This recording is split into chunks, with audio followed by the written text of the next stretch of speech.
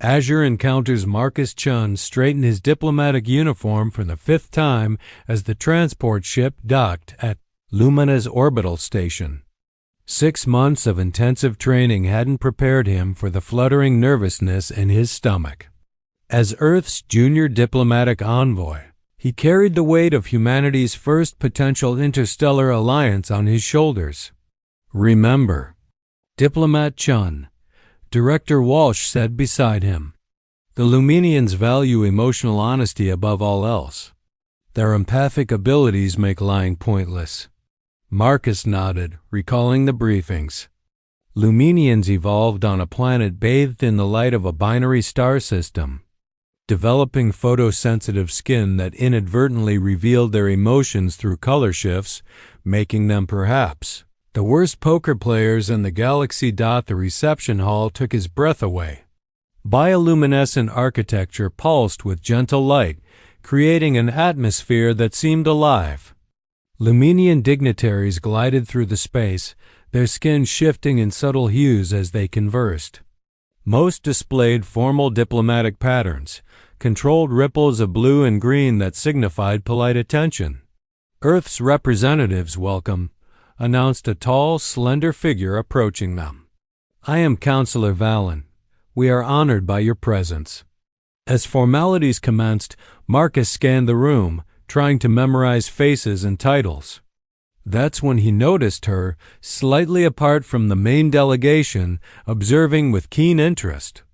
Unlike the others whose coloration remained diplomatically reserved, her skin rippled with curious patterns of lavender and teal. "You seem fascinated by our junior diplomat," Director Walsh commented to the woman. She inclined her head.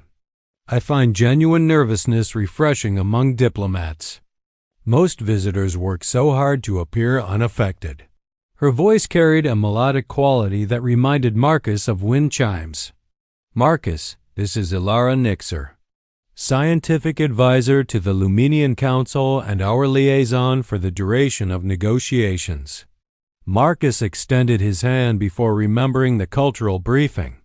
"My apologies," he said, quickly withdrawing the gesture. "I forgot Luminians prefer not to." "Actually," Ilara interrupted, her skin flickering with amusement, "I've studied Earth customs extensively." She extended her own hand, mimicking the human greeting. When their fingers touched, Marcus felt a slight tingling sensation.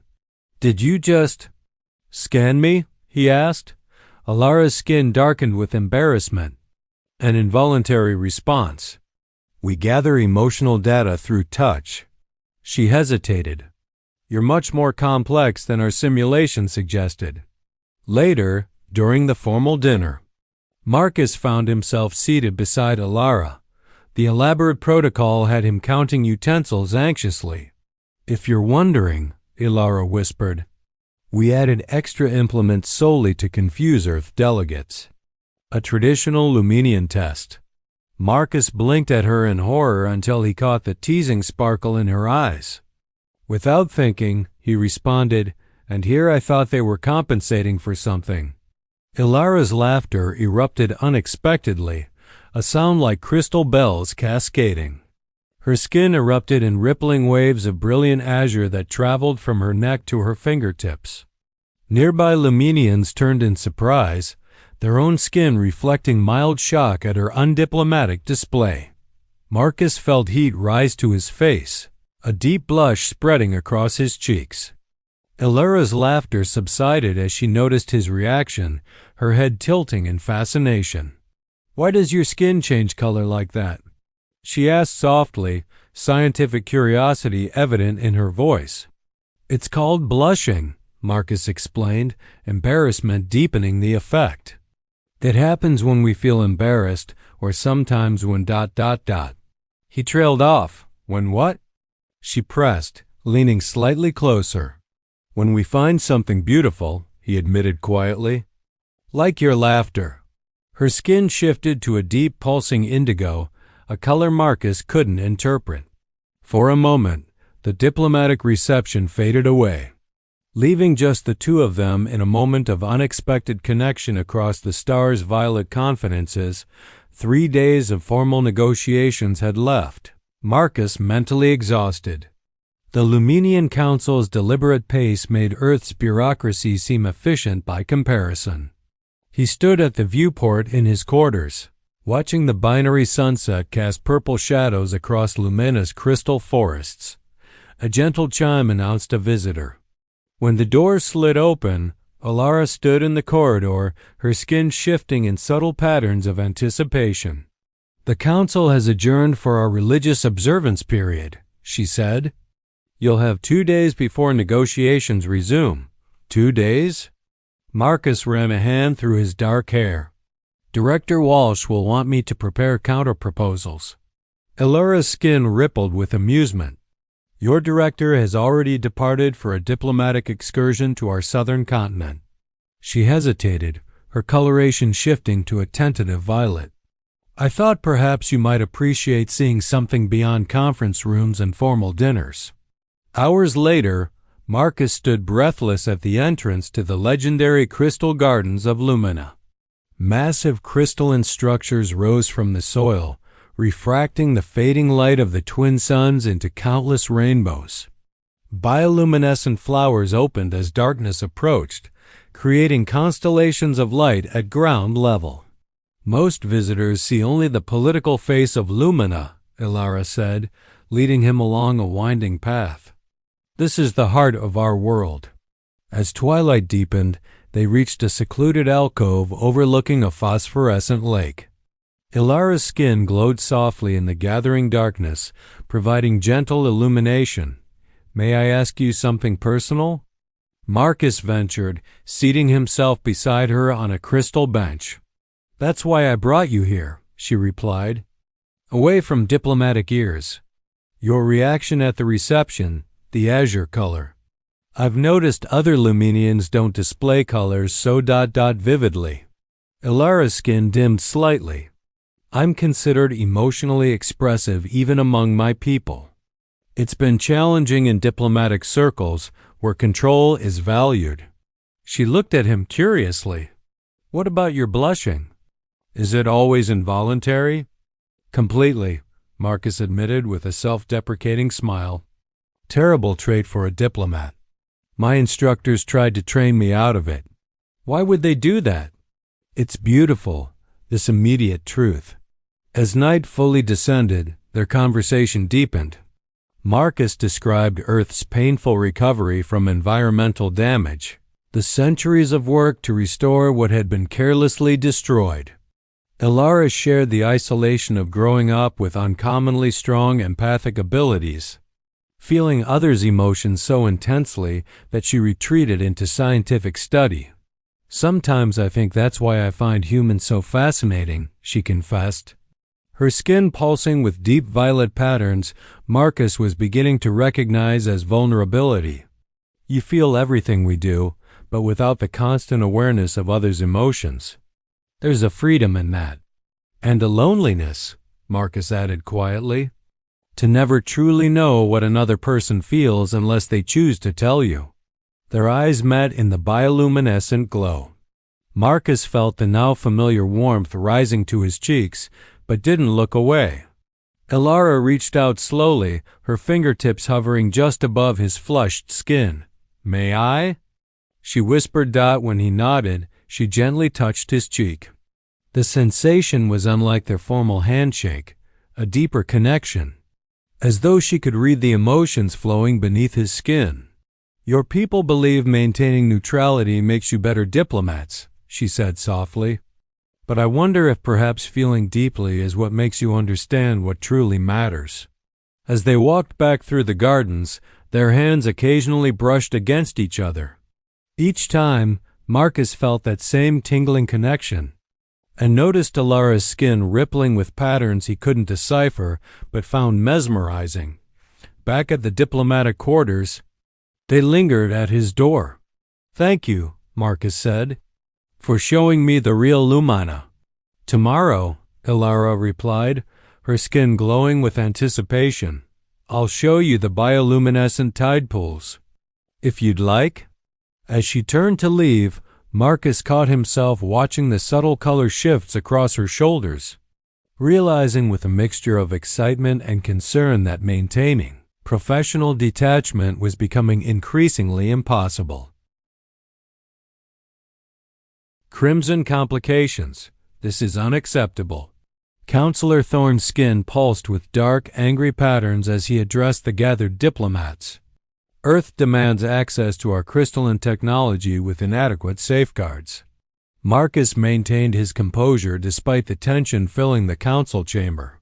The negotiations had soured quickly after Director Walsh presented Earth's revised proposals. Our intention is collaborative development, Marcus clarified, not appropriation of Lumenian technology. From her position among the scientific advisors, Alara caught his eye briefly. Her skin displayed concerned ripples of amber, a warning he was beginning to understand. Counselor Thorne noticed the exchange. Perhaps Advisor Nixer should recuse herself from these proceedings, he suggested, his tone deceptively mild.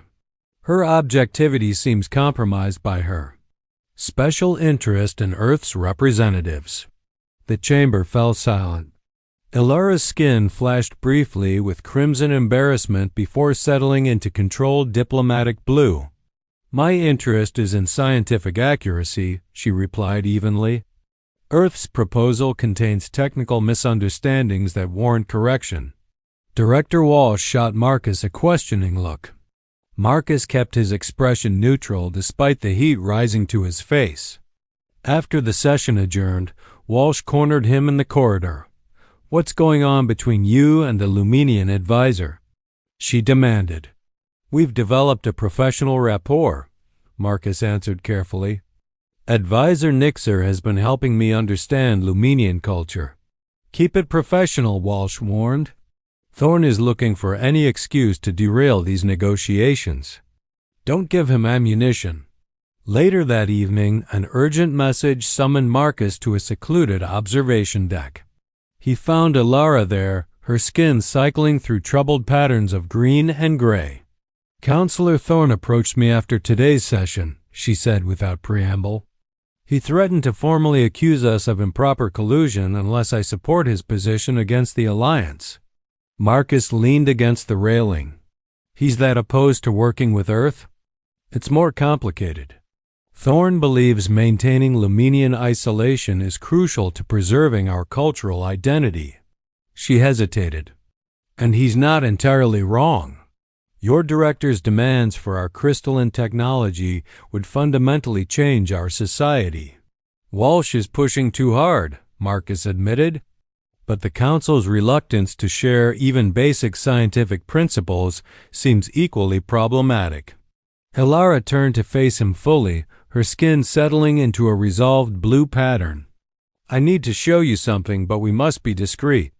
They navigated rarely used corridors to reach Alara's research laboratory. Inside, she activated a security field before retrieving a small crystalline device from a locked cabinet. This is what your director is actually seeking, she explained, placing it between them. A communication crystal that synchronizes with neural patterns. It allows instant communication across vast distances by connecting directly with thought. Marcus stared at the innocuous-looking crystal. Telepathic communication? In essence, yes. But it works because Lumenian physiology evolved alongside these crystals. For humans? Her skin darkened with concern. The neural interface could be devastating without centuries of adaptation. Walsh doesn't understand the risk. Marcus realized. Or doesn't care, Alara added quietly. Their conversation was interrupted by the laboratory door sliding open. Counselor Thorne stood in the entrance, flanked by security personnel. Sharing restricted technology with an unauthorized foreign representative, he announced. Satisfaction evident in both his voice and the triumphant orange patterns rippling across his skin. A serious breach of Lumenian security protocols. This is a misunderstanding, Marcus began. But Thorne cut him off. I've observed your inappropriate relationship developing since the first reception. Now I find you conspiring in restricted areas. He turned to the security officers. Escort Diplomat Chun to his quarters pending investigation. Advisor Nixer will come with me to explain her actions to the High Council. As security led him away, Marcus caught one last glimpse of Alara. Her skin flashed brilliant. Defiant crimson before the doors closed between them. In his quarters. Now locked from the outside, Marcus paced frantically. The alliance was unraveling, and worse, he'd placed Alara in an impossible position. Her career, perhaps even her freedom, was threatened because she'd tried to show him the truth. His communication panel chimed with an incoming message, Director Walsh. Her expression thunderous. "Explain yourself, Diplomat Chun," she demanded. "I've just been informed that you've been caught stealing technological secrets with the help of a Lumenian conspirator." Golden Harmony. The day of the alliance signing arrived with ceremonial fanfare. Crystal pavilions had been erected in Lumina's central plaza, where representatives from both worlds would formalize their new relationship. Marcus adjusted his formal Earth attire, newly modified with Luminan crystalline accents, to honor his hosts. In the weeks since his recovery, everything had changed. Director Walsh, confronted with evidence of Thorne's attempted sabotage, had been forced to reconsider Earth's aggressive negotiating stance. The modified treaty Marcus had proposed became the foundation for the final agreement, one emphasizing cultural exchange and gradual, safe technological sharing rather than immediate access to advanced Luminan innovations. Alara entered his chamber without announcing herself, a privilege of their bond which allowed each to sense the other's proximity. "Nervous?" she asked, her skin shimmering with anticipation. "A bit," he admitted. Addressing both worlds is somewhat daunting. Since their healing connection, Marcus had discovered an unexpected side effect.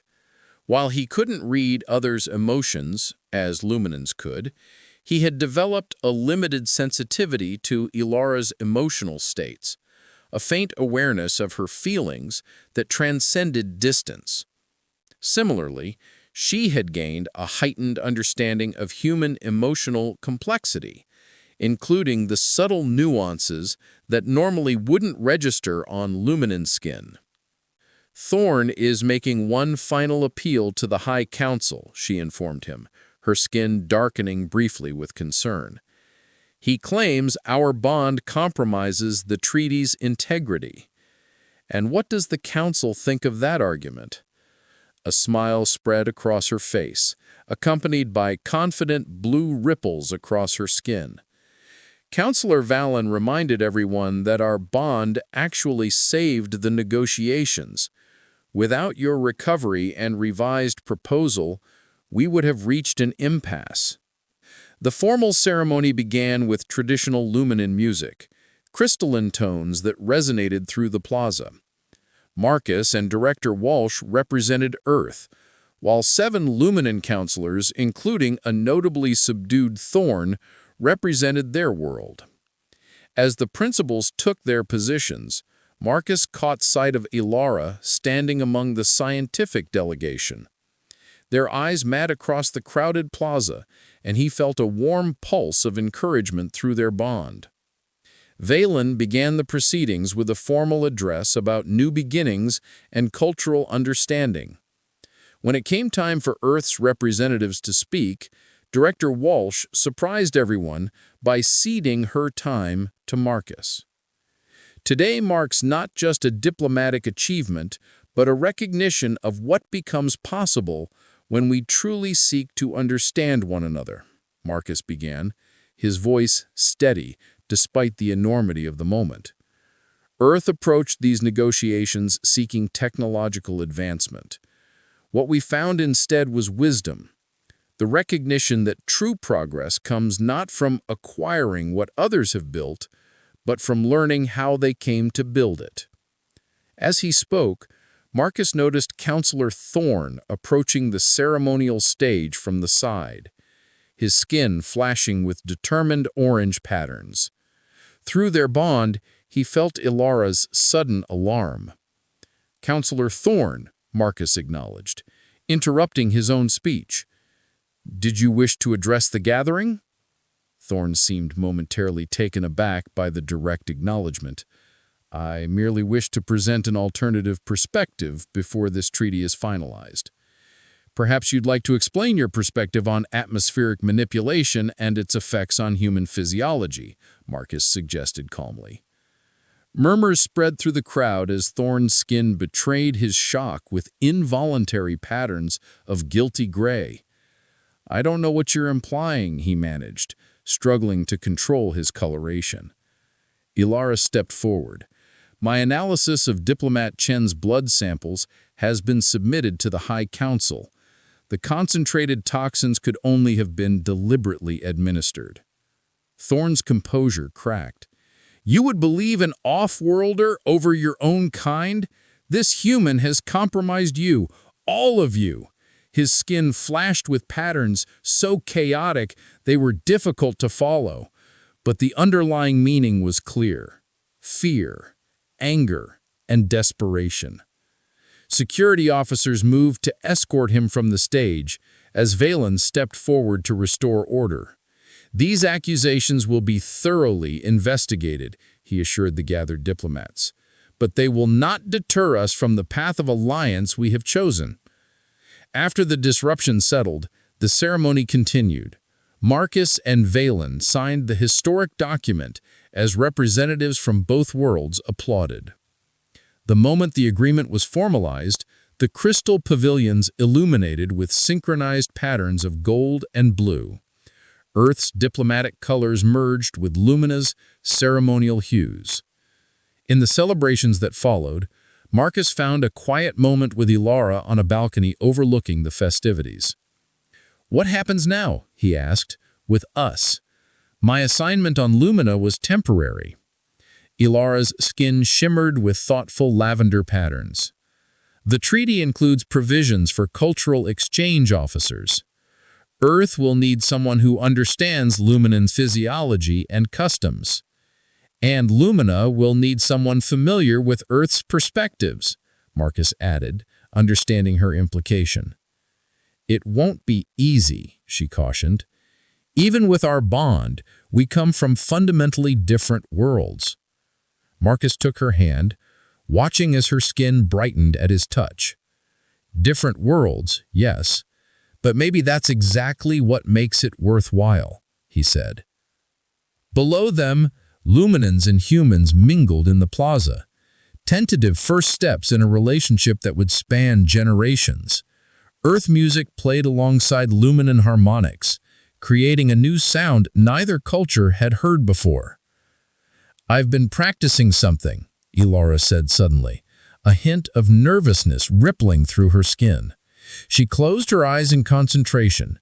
Gradually, a faint rosy blush appeared on her cheeks, not the natural color shifting of Luminan skin, but an approximation of human blushing she had learned to voluntarily produce.